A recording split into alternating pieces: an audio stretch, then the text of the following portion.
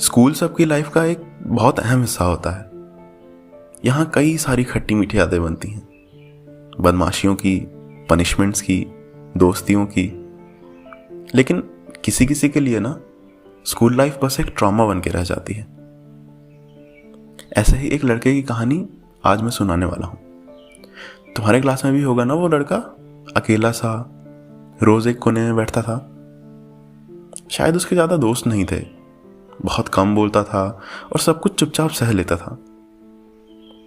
पर फिर कुछ ऐसे भी बच्चे होंगे जो उस अकेले से लड़के को परेशान करते थे।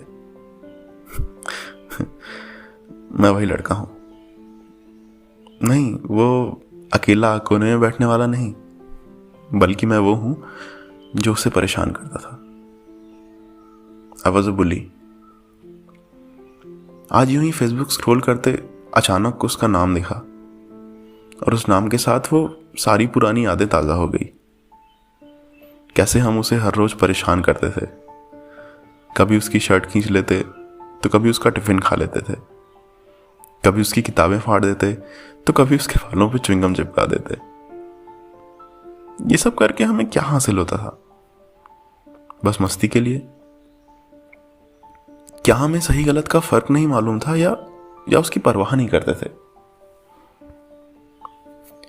अगर किसी बच्चे से पूछो कि स्कूल से तुम्हें क्या याद आता है, तो उसका जवाब होगा दोस्तियां, बंक्स, क्रशेस या वो वॉशरूम वाले किस्से और कई सारी अच्छी यादें। पर कभी सोचा है कि उस कोने वाले बच्चे को क्या याद होता होगा? नफरत होगी उसे स्कूल की यादों से। शायद स्कूल शब्द से ही उसे ट्रॉमा पहुंचता होगा। उसकी इस हालत के जिम्मेदार हम ही तो हैं। क्या उसका खोया हुआ सेल्फ कॉन्फिडेंस कभी वापस आया होगा? क्या वो उस कोने से कभी निकल पाया होगा? क्या वो अब भी सब कुछ चुपचाप सह लेता होगा? पता नहीं। हमें नहीं पता उस लड़के की क्या कहानी थी, इतना चुप क्यों था। पता नहीं वो कौन से हालात थे जिन्होंने उसे ऐसा बना दिया था। हमने बस चंद पलों के मजे के लिए उसकी चुप्पी का फायदा उठाया। We bullied him just because we could. It's as simple as that. तुम यही सोच रहे होगे ना कि मैं अभी ये सब क्यों कह रहा हूं? नहीं, मुझे एक्सक्यूज नहीं देना है, ना ही खुद को जस्टिफाई करना है। मैं बस माफी मांगना चाहता हूं। मुझे पता है कि मेरे सॉरी से उसका ट्रॉमा तो खत्म नहीं होगा, लेकिन शायद वो मुझे माफ जरूर कर दे। Not because I deserve the forgiveness, but because he's that strong, which I could never be.